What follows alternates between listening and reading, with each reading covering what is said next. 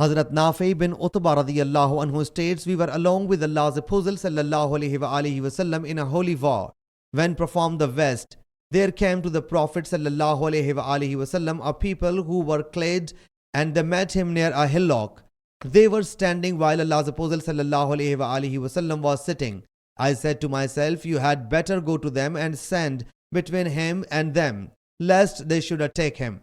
I then thought perhaps he sallallahu alaihi wasallam was having secret negotiation with them. However, I went to them and stand between him and them.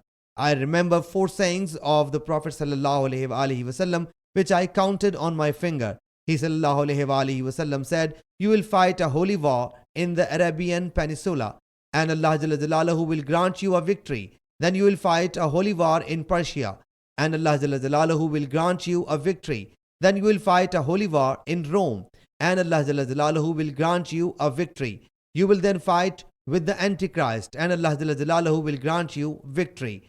Nafi said, O Jabir, we will not see the emergence of Dajjal before the conquest of Syria. Sahih Muslim Hadees number 7213.